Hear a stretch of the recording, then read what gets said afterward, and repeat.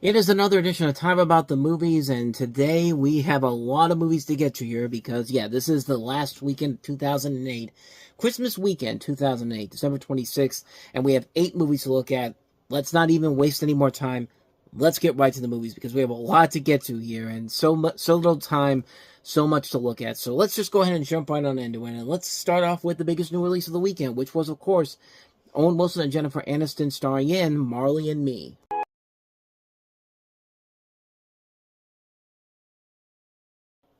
Obviously, this is based off of the book of the same name, and in this movie, you have Owen Wilson and Jennifer Aniston starring as a newspaper writing couple, John and Jennifer, who moved to Florida in an attempt to stall Jennifer's biological clock.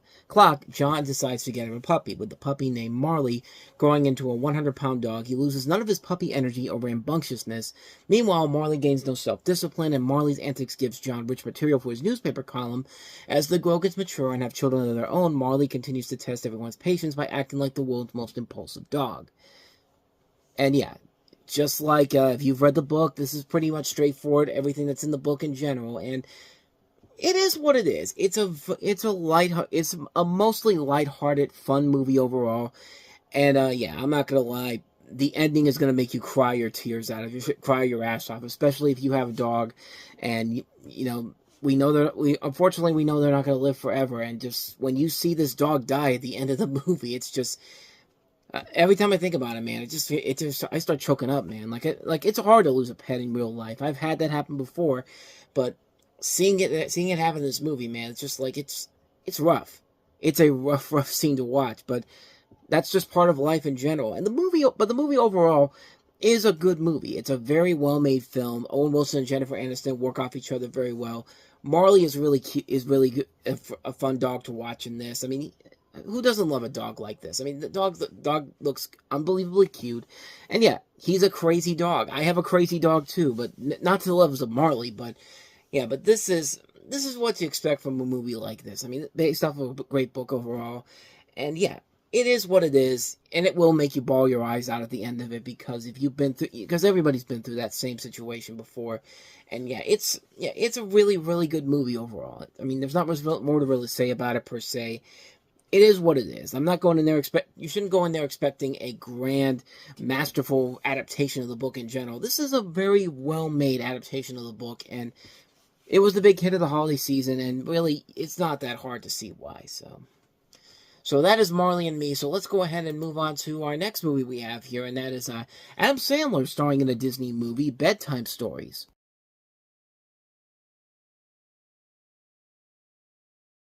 Yeah, you know how yesterday we talked about how Yes Man was a bad example of how to make a high-concept fantasy comedy?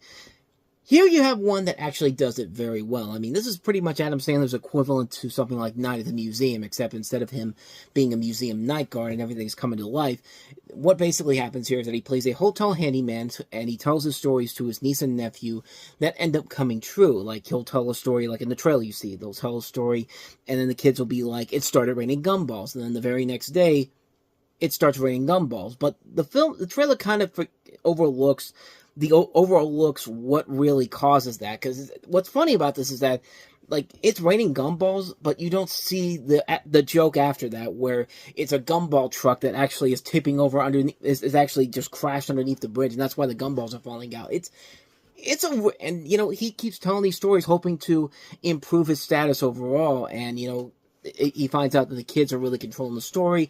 He tries to get with Kerry Russell, who plays this teacher of a school that they want to tear down so they can build this new hotel. Courtney Cox is also in here playing his sister, who's really underused in this movie. I mean, she's literally in only 2 scenes, but the trailer makes it seem like she's in there for more than that, but no, not really. You have a cast that also includes Guy Pearce, Aisha Tyler, Russell Brand, Richard Griffiths, Teresa Palmer, Lucy Lawless.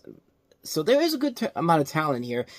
It's not the smartest movie ever. It's a very silly movie. It's a film that is so ridiculous and so stupid, but a good fun kind of stupid. I mean, the opening shot of that trailer alone with the guinea pig with the big googly eyes, like, it's literally googly eyes, and I laughed at that. It's silly, it's ridiculous, but I give him credit for at least doing something funny with that, and not just going for like incredibly cheap looking CGI. Like it looks like they just put the big googly eyes on him and just like, yeah, it's not smart in general, but it's fun. It's a fun movie, and I think kids can really enjoy it. I think adults can really get a lot of enjoyment out of it too. It's one of Adam Sandler's better movies in general. Considering that this is the first ever time he's ever appeared in a family film, I didn't realize that. But yeah, this was before Hotel Transylvania. This was before all those movies. But yeah, this is a really good movie. It's a really fun film.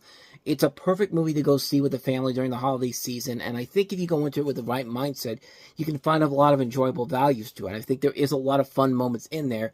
It isn't dumbing your kids down either. Like, it's one of those family films that knows, yeah, we're going to be stupid, but we're not going to insult your kids' intelligence with this. Like, I like the fact that they don't go down the same kind of generic routes all across the board. A lot of the stuff they do in here is very fun overall, and there was a little bit of creativity with some of the ways that they do this type of stuff. Like there's this whole thing where the whole thing with the kids having control of the storyline, and you see in the trailer, like one of the things is that he's got to catch on fire. Like Adam Sandler thinks he's got to catch on fire, but you'll later find out that that is not what that meant, and I'm not even going to say it here because I think you can pretty much figure out what the other meaning of that would be, But overall, yeah, this is a really good movie. This is a film that is very enjoyable. It's silly, it's stupid, but at the same time, it's a lot of fun. And you can definitely tell the creativity was definitely there. It's one of Adam Sandler's better movies, honestly. It's one of those ones where you don't really think about it all that much, but when you watch it, just like, this really is not as bad as people would make it out to be. This is actually almost to the level of something that could be seen as a good movie overall, had they been a little bit more clever with the storyline in general, but it is what it is, and it works very well for what it is. I think it's a very enjoyable film. Bedtime Stories. It's definitely one to check out. So let's go ahead and move on to our next movie. One of my favorite movies of all time. One of the best movies of the year, easily. Brad Pitt and Cate Blanchett and David Fincher's The Curious Case of Benjamin Button.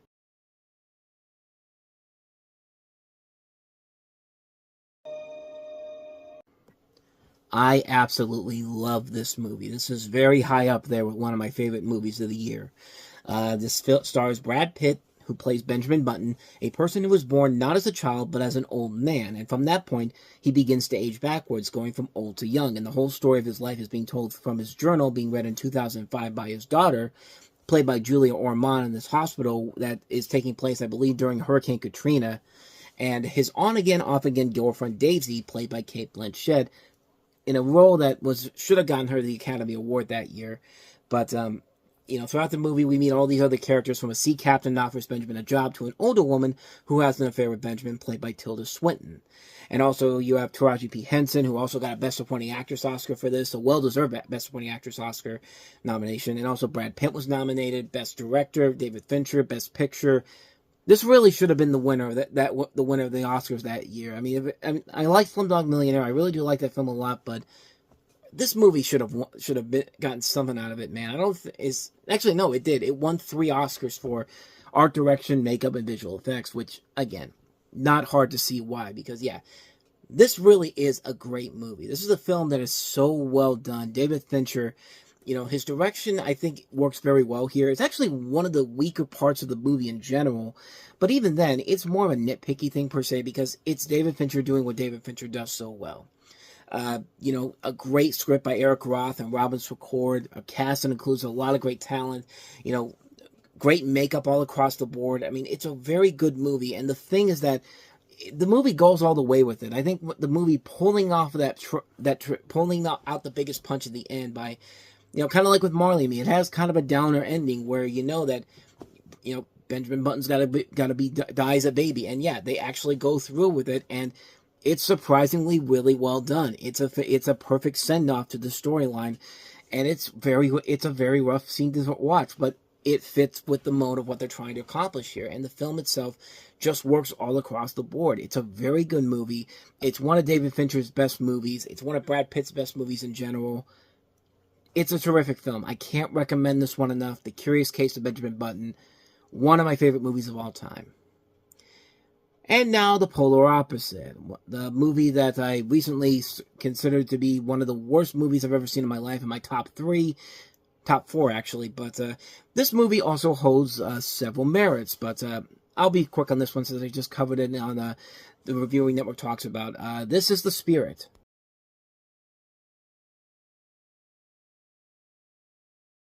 Or Valkyrie. I knew this was going to happen because when I was putting the footage together from all the different movies I was covering this week, I completely forgot to put the trailer for Valkyrie in there, so I had to get that in there, and I knew I was going to do that. I knew I was going to forget that one. So before we delve into The Spirit, let's talk about a movie that's not quite as good as The Curious Case of Benjamin Button, but it's certainly nowhere near as bad as The Spirit is. That's Valkyrie, directed by Bryan Singer and starring Tom Cruise in the second of his 2 films that he did with United Artists when he was in control of the company there for a little bit. But in this movie, it's taking place in Nazi Germany during World War II and depicts the July 20th, 1944 plot by German army officials to assassinate Adolf Hitler and use the Operation Valkyrie National Emergency Plan to take control of the country. And it stars Cruise as Colonel Klaus von Stauffenberger, one of the key plotters, and the cast it also includes Kenneth Branagh, Bill Nighy, Eddie Izzard, Terrence Stamp, and Tom Wilkinson. It's directed by Bryan Singer and also co-written by Christopher McQuarrie, who did The Usual Suspects and features a lot of the same people that Bryan Singer worked with in the past. And this was a film that also went through a lot of production problems. The casting for Tom Cruise in particular caused a lot of controversy among German politicians and members of the von Stauffenberg family due to the actor's practice of Scientology, which was viewed with suspicion in Germany. And because of this, the filmmakers initially had difficulty setting up filming locations in Germany, but they were later given to such areas as Berlin's historic Bender Block, and German newspapers and filmmakers supported the film in its intentions to spread global awareness of von Stauffenberg's plot. And the film also had several release dates. This was supposed to come out in the middle of June that year, and then got pushed back to February, and then they pushed it back ahead to Christmas because of a positive test screening. And then they had to just change the marketing campaign to not put the focus on Tom Cruise and more on Bryan Singer. And it was just a colossal misfire, misrepresentation of this movie in general that could have easily destroyed the film in general. Even though it did make money. It brought in $200 million worldwide. It was seen as a hit in general, but it was largely forgotten as soon as it came out.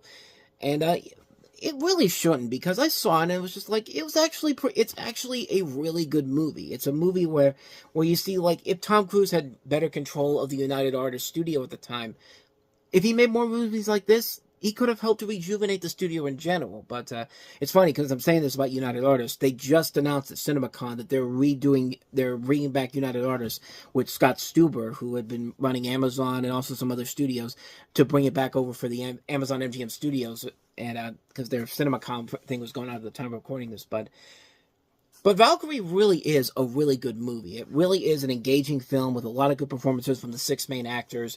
Bryan Singer shows you that, hey, this guy can still direct a damn good movie, and he does it very well here.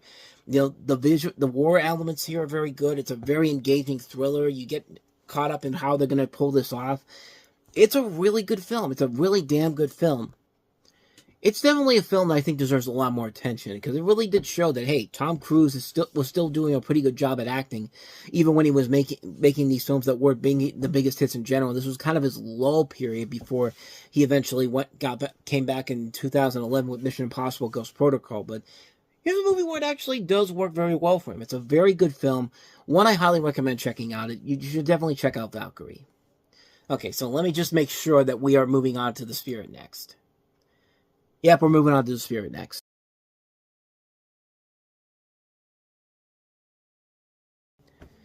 I mean, do I really need to say anything more that I didn't say already on the Reviewing Network Talks About not too long ago? I hate this movie so much, and yes, this was the first movie I ever walked out of in my entire life. I've been going to the movies on my own for 4 years up to this point. I've been going to the movies for 13 years up to that point too, but this movie, this stupid movie, like, this is a really dumb movie, and I guess I gotta run down the plot here for you, but Down these mean streets a man must come, a hero born, murdered, and born again, when a rookie cop named Denny Cope, played by Gabriel Mott, returns from the beyond as the Spirit, a hero whose mission is to fight against the bad forces for the shadows of Central City. The Octopus, played by Samuel L. Jackson, who kills anyone unfortunate enough to see his face with his own other plans, who has other plans. He's going to wipe out the entire city. The Spirit tracks the cold-hearted killer from the city's run-down warehouses to the damp catacombs to the windswept waterfront, all the while facing a bevy of beautiful women who either want to seduce, love, or kill the masked crusader. So basically, this is basically a swinger who's become a superhero, and that's really the main focus of the movie. Because yeah, every woman in this movie wants to bang this guy for no reason whatsoever. It's just like you're supposed to accept that. Like it's just like this movie is such a disaster. I mean, the moment I walked out was when they when they fried the cat with this stupid device that they use and this stupid disease that they use, and then they show the eyes going into the sink. It's just like, I couldn't take it anymore. I literally left the theater and asked for a refund back, which is funny because I paid with a free movie ticket, and I at least got $7 back. So I made $7 leaving that movie early. But it's just like, I don't try to leave movies early. That I try to stay with it for as long as I can. I've only walked out of 3 movies in my entire life. I've walked out of this one. I walked out of Aliens in the Attic, and I thought I remembered the third one, but I know I've walked out of 3 movies before in my life. This was just an awful movie. This is a terrible film. I think Frank Miller has to be at the forefront of this. This is his baby. He's all over the this is his movie he wrote. He directed this. This is a PG-13 movie, which was dead on arrival to begin with. Why would you release this on Christmas Day of all weekends? Like, they don't. It's the only reason you do that is because you don't have any faith in it, and you just dump it out there because you could obviously have no faith in it whatsoever. What more can you say, man? This movie is awful. If you want to hear all my thoughts on that movie in a longer review, just go ahead and watch my review for it over on the Reviewing Network Talks About. It's my 4th worst movie I've ever seen in my life. The first movie I've ever walked out of in my life. That should tell you everything you need to know. The Spirit fucking sucks. So with that said, let's go ahead and get to, what are we going to next here? Let's get back to some Oscar bait movies here. Some good, some not so much. This is kind of in the middle. This is Reservation Road.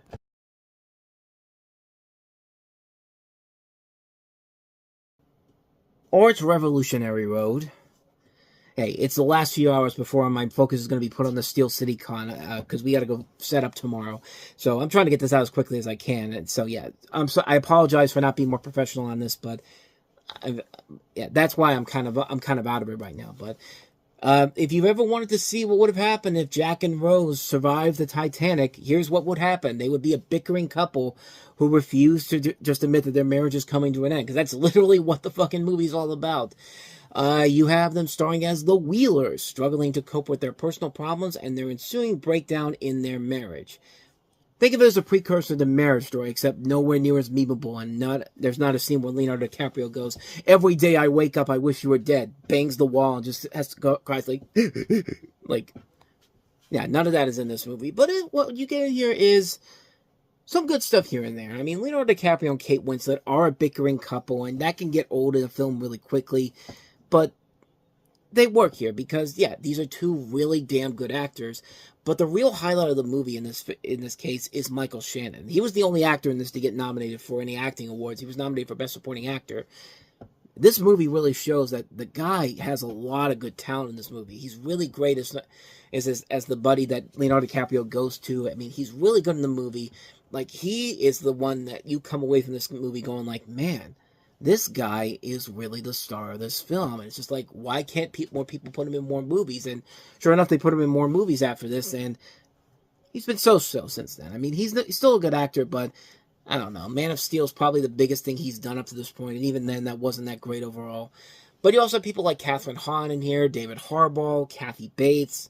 So there is a good cast overall in this movie, but the film itself is just okay. It's not great, it's not bad, but the one thing you take away from this movie is that Michael Shannon's pretty amazing in this. And also, Leonardo DiCaprio and Kate Winslet are good as well. These are good actors who can make a film like this that could be so easily so it could easily fall apart pretty quickly because it's literally just a bickering couple. It works because these two know how to make it entertaining, and they do know how to make it entertaining here. And Sam Mendes directed it too, so there are a lot of things to say that's enjoyable about it. Not one of his better movies, but good enough for me to say for a one-time watch, maybe it's definitely worth it. But anyway, let's go ahead and move on to the next movie we have here about another couple, this time played by Dustin Hoffman and Emma Thompson. This is Last Chance Harvey.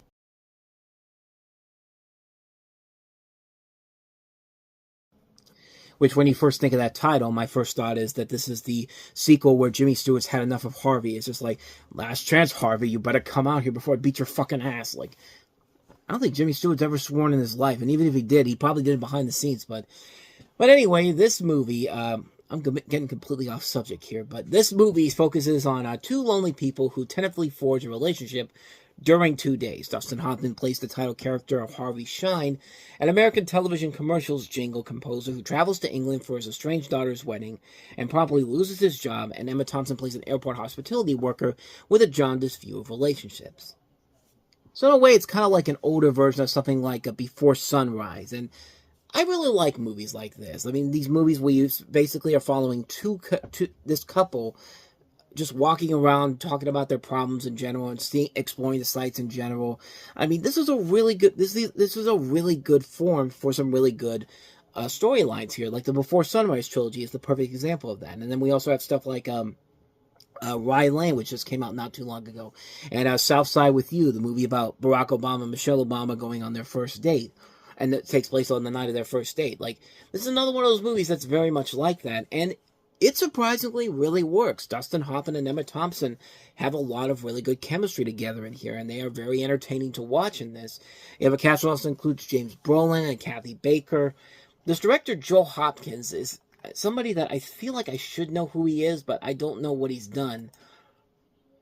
I don't think he's done anything else I've seen from him. I mean, he was considered to direct Nanny McPhee, but he basically couldn't get that part in general. So, yeah, the only other thing I see him that he was known for was Jump Tomorrow, which I don't think I covered that one, but also The Love Punch and Hampstead. So this is the only film I've ever seen from him, but it is actually a very good little underrated film. It's a film that really kind of comes out of nowhere. It's a film that doesn't really have anything new, engaging to say, but it works because you're getting by on the great performances by its two leading actors. And Dustin Hoffman and Emma Thompson make this work really well. It's a film I highly recommend checking out. A very underrated film from these two. Last Chance Harvey definitely is one that is indeed worth a watch. So let's go ahead and wrap this up here and take a look at the last movie we have here, and that's the animated feature Waltz with Bashir.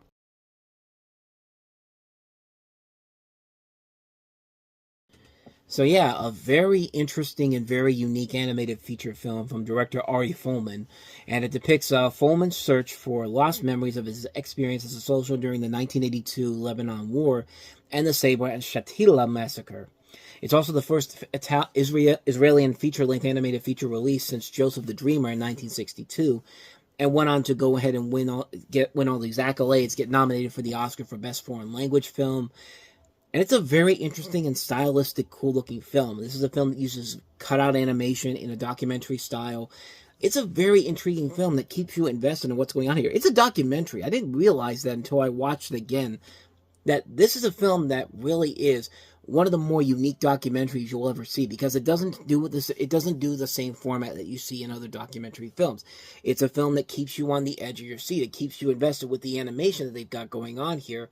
And not only that, the story is really engaging, the music is very well done, the editing is top notch, and yeah, just these images are just so beautiful to look at. And it's just, we don't usually see movies like this anymore, and it's a shame because there's a lot there that really, I was really thinking that maybe this could be the start of something new and going forward, but nobody's ever really had the opportunity to go ahead and try to do this again.